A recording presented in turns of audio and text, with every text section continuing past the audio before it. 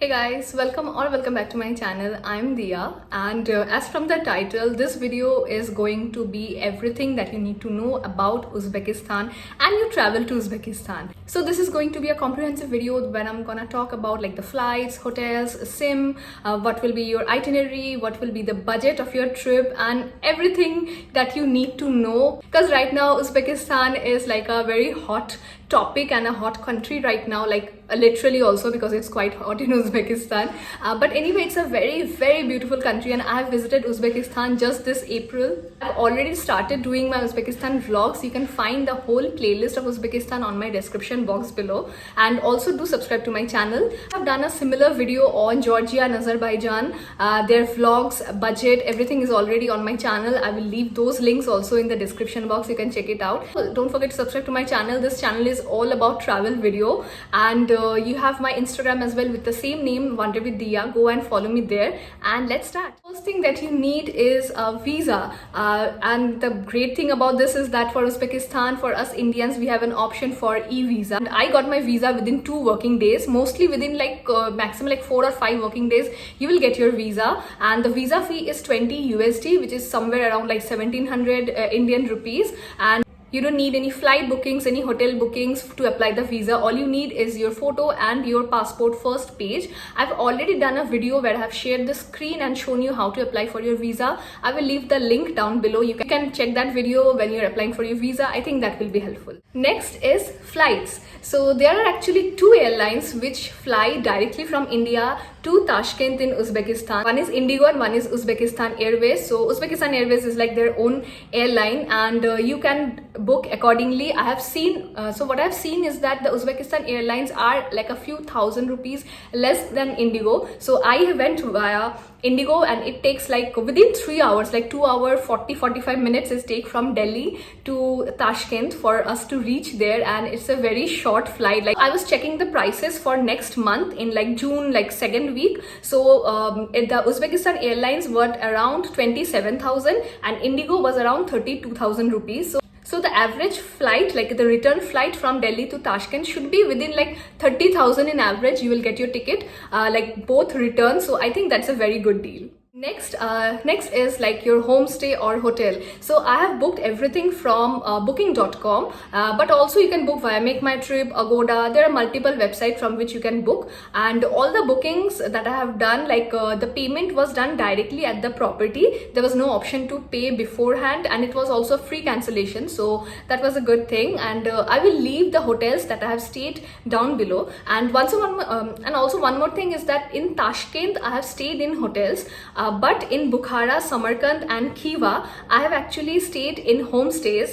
These are like in Samarkand, Bukhara, you will definitely get hotels, but I would suggest you can stay in homestays as well. They are like, the people there are so nice, they are very warm, and like breakfast is included. They are very helpful as well. If you need any help, they are gonna help you. So you can stay definitely in homestays as well.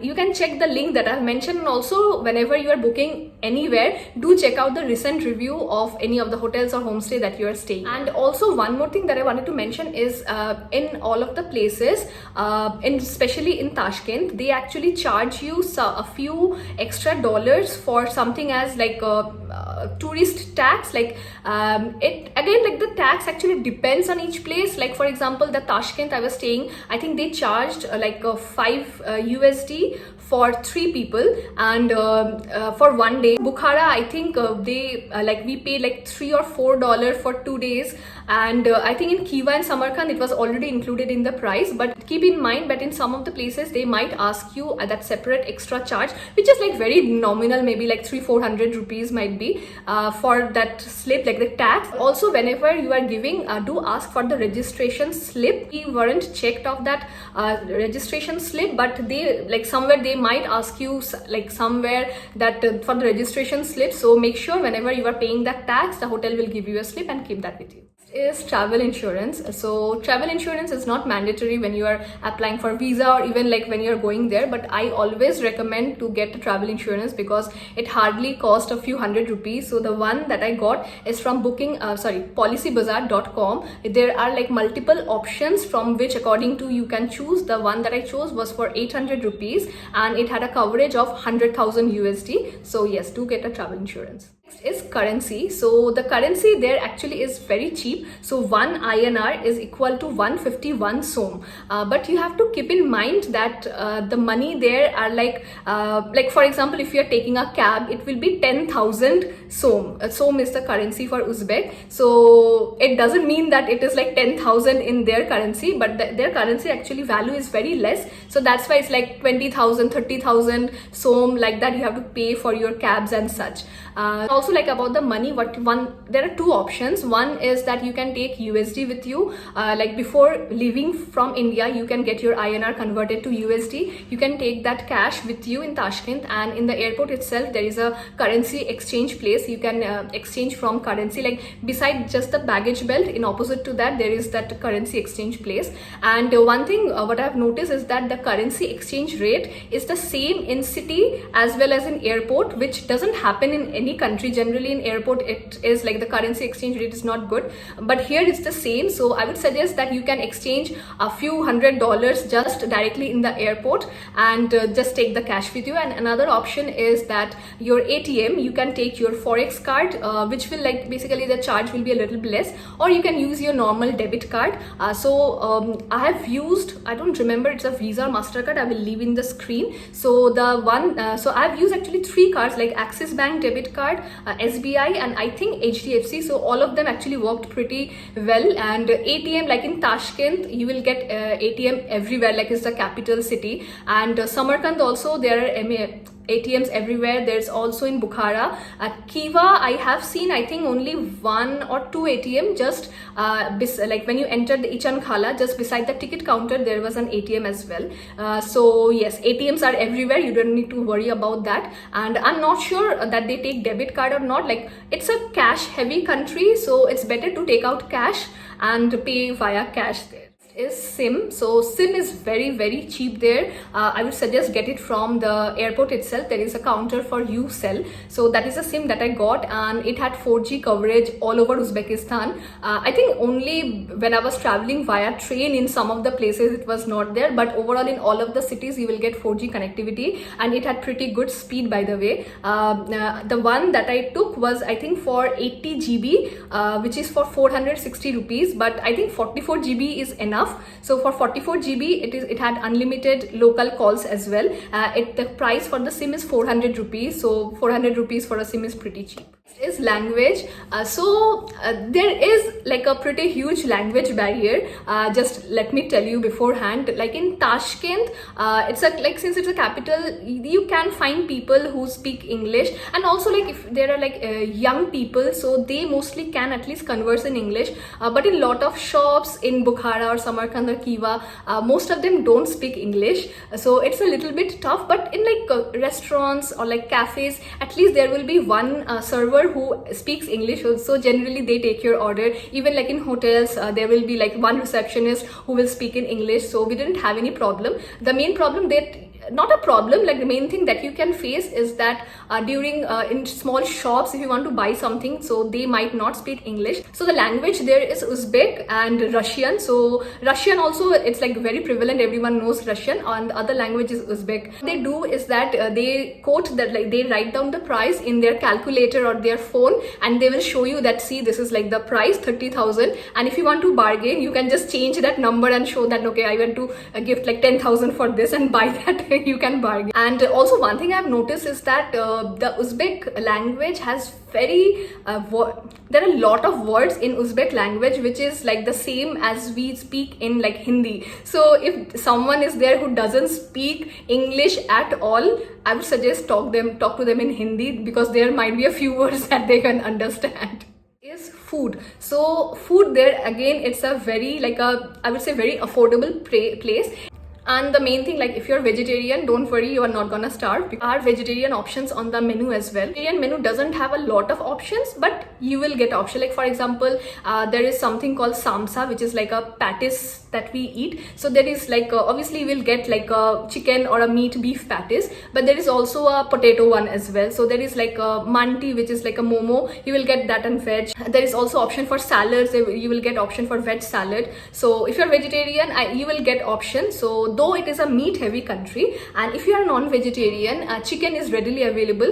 It's a Muslim country, so pork isn't available there, but beef is available. Like the beef is the main meat, so most of the dishes, like the variety of dishes, you will find in beef. So if you eat beef, you have lots of option. But also if you're someone who eats chicken, in chicken also you will get lots of option in their chicken, and their food is very delicious. Like I absolutely loved Uzbekistan food. So like it's very similar to our Indian taste palette. So I think if you're from India, you're definitely gonna love their food. And for food, I can suggest some of the things. First is samsa, manti, gumma. Gumma is kind of like a paratha, and inside that there's like potato, like aloo paratha, but it's a little different in taste. It's a vegetarian, so you can try that. Also plov is like the famous one. Like plov is basically pulao, so do try out that there. And also one more thing that I love there is shashlik. Shashlik is basically like a kebab, you could say. It's a long stick, and there are like chicken pieces or like beef, whichever you are taking, they will add that. And in most of the places you will get these things, and definitely do try it out. If you're non-vegetarian, you will love their food. Next is transportation. So similar to our Uber or Ola, the app that they use is Yandex.Go. I will leave the screenshot here. So Yandex.Go is a cab app, and also in that same app you can order food as well. So it's a all-in-one app kind of thing. And the travel, like the cab prices there are very less. Like for example, I went like for 15-16 kilometer, it costed us what, 200 rupees around. So like that, like the cost there is very less. So what you can do is once you get your local SIM card in the airport, with that number register on the Uber, that Yandex.Go app, and you can book your, like from directly from the airport you can book the cab. And also all the drivers doesn't really like some may speak English, but most of them might not, but whatever location you give, they come to that exact location spot. So there was no issue on like, you know, getting onto the cab. And there is option as cash, like you can pay via cash, or you can pay via your card. Like you can add your card in that Yandex.Go app, and you can pay online as well. So yes, cab is the Yandex.Go app. And other than that, what you need is train. So if you are traveling between cities, like from Tashkent to Samarkand to Bukhara to Khiva, so the main transportation option is train. So there is bullet train in Uzbekistan. I would suggest that if you're going there, definitely try out the bullet train. It's super fast train. Like the speed is like, I think maximum is 250 km per hour, and it's very easy to transport between cities. So from Tashkent to Samarkand to Bukhara, you will get a super fast train, but the ticket actually sells out very fast. So when I went, like I think I booked my ticket 35 or 36 days in advance before going, and at that time also I think I didn't get some like one line ticket, like I had to book a different train. So I would suggest that plan everything before at least like 35 to 40 days, at least which date we will be in which city, because you have to book your train. If you want me to do a separate video on how to book your train, I can do that, but anyway I will leave the link. It's their official website. You can check that in the description box below, so you can directly book from there. I took the bullet train from Samarkand to Bukhara, and I took the there is a semi-bullet kind of train, I think that is called Shark train. I took it from Bukhara to Samarkand, and there was also like a normal sleeper kind of train that I took from Khiva to Bukhara. Like all of the trains actually are very like on time and everything. There is also like someone there, if you want help, they will help you and all. So, and also I had booked one internal flight from Bukhara to Urgench. Urgench is the nearest airport if you want to go to Khiva. I booked that via Uzbekistan Airways. The luggage was included in the price, and it costed something around like I think 6.6k. So yes, these are the transportation option that you need. Next is shopping. So there are a lot of things that you can buy from there, but keep in mind that you have to bargain a lot. So yes, keep that in mind. And the main like it depends what you want to buy. If you are buying any magnets, I could say that it's almost like the same prices everywhere. Maybe in Tashkent you can get it in cheap price. And if you want to buy something clothes and those kind of stuff, you can get that, or like even bags. I found that Samarkand is the one with the cheapest price. I have seen a couple of videos where they have mentioned that Bukhara is the one with lowest price, but in my case I saw that the Bukhara prices are much more than Samarkand. So Samarkand was the one that they were ready to bargain, and the prices were also very reasonable. So we got a couple of stuff from Samarkand. And also if you want to buy something plates and those kind of thing like ceramics, those are very famous for there, and you can buy that from Chorsu Bazaar in Tashkent. Again, you have to bargain, but from Chorsu Bazaar I would suggest that you can get some halwa, like basically sweet thing. There are like boxes and all. There's also baklava, there's paklava, and one thing I would suggest that get some dry fruits from Uzbekistan. So like for example, like apricot is like what, 1500 rupees per kg in India, and in there, like in Tashkent, it was around 300 rupees. So there is a huge difference. Like you can get some good dry fruits. Also the fruits there are also quite cheap and very, very fresh. I'm not asking you to get fruits, but if you are there, do eat some fruits if you like fruits. Now coming to the itinerary part, there are actually multiple way that you can plan your journey. It all depends like how many days you are going to spend in the country. Because Uzbekistan is a big country, there are multiple places that you can visit. So I will do a separate video where I will guide you what all places can you visit according to days. Like if you are going for 5 days, if you're going for 7 days, or if you're going for like 9 or 10 days. If that video is already live, that will be in my description box, you can check it out. But in this video I'm just telling you the itinerary that I have taken for my journey. So mine was total a 9-day journey. Like I had a full week, along with that 2 weekends. That is the one that I have taken. So Friday night my flight was from Delhi to Tashkent. I have reached Tashkent Friday around like midnight. So Saturday, like the day 1, I have roamed all around Tashkent. There are multiple places that you can visit in Tashkent, so the whole day you can just do that. On day 2, I have taken the flight from Tashkent to Khiva. So there are 2 flights. One is in the morning and one is at night. It depends like which one you can take. And if you don't want to take flight, there is also overnight train from Tashkent to Khiva. So it's around like almost 1000 kilometers. So it takes quite a lot of time. So if you have time in your hand, you can definitely take the train, but I would suggest it's better to take a flight. So the second day I have taken a flight from Tashkent to Urgench, which is the nearest airport from Khiva. So I have roamed Khiva that day because I have reached Khiva, like the homestay, by 4 p.m. So I had like some time in hand, so I have roamed that, and one full day I was there in Khiva.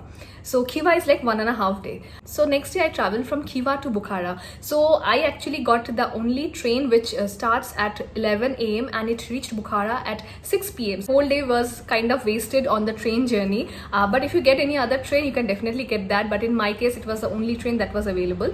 And one day I have kept for Bukhara. I think 1 or like 1.5 day for Bukhara is like enough. You can cover up most of the places, like most of the good places that you want to visit. So Bukhara is like 1.5 day. The 6th day, I took a train from Bukhara to Samarkand. So I reached Samarkand in the morning around 8:30. So I had that whole day and the next day as well. So 2 days I think is not needed for Samarkand. You can have like maybe 1.5 day. 1.5 days enough to cover the whole of Samarkand. But I didn't plan it accordingly. So in my case, I had 2 whole days in Samarkand, and I have like covered everything there is to see in Samarkand. It's a very big city. There are multiple places to visit. It's also a shopping paradise, so you can buy a lot of things in Samarkand as well. So day 6 and 7 was spent in Samarkand. Now on day 8, I came back to Tashkent. I reached Tashkent like within 8 a.m. in the morning. So that day we just visited some of the other places, because the day 1 I was in Tashkent, it was raining, so we couldn't visit all of the places. So in day 8, I have spent the whole day in multiple places, and if you want to buy anything you can do that as well. And the last day I have kept for Amirsoy. So early morning after having breakfast we went to Amirsoy resort. We played around in the snow. It was still snow was still there in April, and I also visited the lakes. There are a couple of waterfalls on the way, so you can do that. And after that we came back to Chorsu Bazaar, shopped what all gift and everything we had to buy from Chorsu in Tashkent, and took our flight that day at midnight. So that was the itinerary that I had taken. And definitely if you can change your itinerary. You can also first go from Tashkent, then Samarkand, then Bukhara, then Khiva, and from Khiva back to Tashkent. Or you can do the one that I have done, first Tashkent, then directly Khiva, then Bukhara, then Samarkand, then Tashkent again. It depends on your flight or your train availability, because train tickets are very hard to get. And yes, that's the itinerary. And again, as I mentioned, I will do a separate video on that. You can check it out.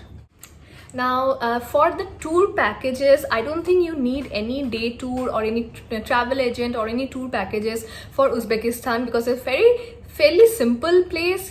Just the one day tour that I have taken, like basically I had hired a car, was for Amirsoy, to visit Amirsoy, Charwak Lake, and like the nearby places. So that costed us 70 USD for us to hire the whole car with the driver. And with 70 USD is approximately like less than 6,000 rupees. And you can either hire a car, also you can go via Yandex as well. Like it depends, but it will cost like somewhere around 60 to 70 USD, so you can book accordingly. But other than this one, I don't think you need any day tours, because everything, first of all, like in Samarkand, Tashkent and Bukhara, you have Yandex car with you, and the car costs really less. If some of the places are nearby, you can just walk around, or else there is Yandex car. I would suggest just that if you are in Khiva, you can take a guide. So because there are some places like some palaces in Khiva which you can't really find from outside, so it will be easier if you have a guide with you, and plus they can tell you about the history. So we had taken a guide for Khiva. And for other places as well, like Bukhara, Samarkand, like Registan or any other places, there are guides available, like English speaking guides as well. They just stand, out near the ticket counter. So if you want, you can take guides, but we didn't really get any guide, only for the one in Khiva. Yes, tour, we didn't take anything. Last one that you guys are waiting for is what's the budget for Uzbekistan. So I think you might have seen a lot of videos saying that Uzbekistan has the cheapest currency in the world, is one of the cheapest country in the world. I wouldn't say like it's the cheapest one, at least according to us Indians, because our, like, maybe for a person who is from Europe or from US, they might, like, their currency might have a lot of difference, but it's not in our case. So let me just break down all the budget. This is the one that I have taken, and I think this will be same for you guys as well. So the budget that I'm talking about is for 9 days, but if you are not visiting for 9 days, if you are there for like 5 or 6 days, obviously the budget will be much less than the one that I'm mentioning. So let's go one by one. So first is the food. Food actually is really affordable. So I would say like 8,000 per person total for your 9-day trips. I think it should be done. Like, again, depends on if you're going to cafe or going to like a big restaurant, again the price will differ, but this is the average that we had done, is 8,000 per person. Next is the hotel. So hotel I've taken average of 2.5k. You will definitely get hotels less than 2k as well for 2 people, and if you are staying in hostel, again that will cost you much less, but I think 2.5k average I'm taking for 9 days, which will be 22,500, and this is a twin sharing I'm telling for 2 people. So for 1 people the hotel will be 11,250 rupees.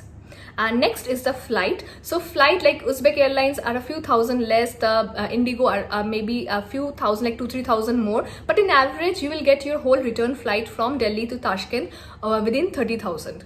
Is train. So this train is the one that I have taken. Like, I've taken one bullet train, one semi-bullet train, and a normal sleeper train. So all of this together is 3,000 per person. And I've also taken a domestic flight from Tashkent to Urgench, that was 7,000. And cabs, like this is cab including like Tashkent, Bukhara and Samarkand.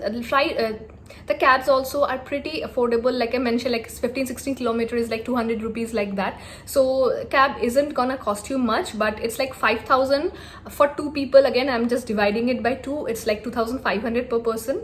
Next is SIM, which was 450 rupees.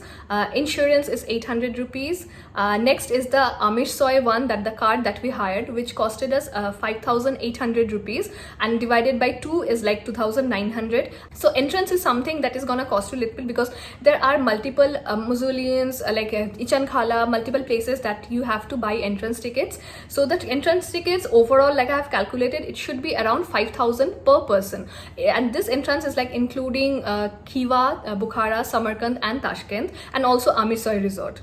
And miscellaneous I have kept like around like 3,100 rupees. So this is just miscellaneous, it might not happen, but anyway I have just kept 3,000, 1,000. If you want to buy or like shop, it should be done within that. And total is 74,000. So this is the one that I have given. Like again, if you are shopping anything else, if you're staying in a 5-star hotel, if you are like eating in big restaurants, obviously your budget also will increase, but on average I think 75 to maximum 80,000 should be enough for 9-day trip per person.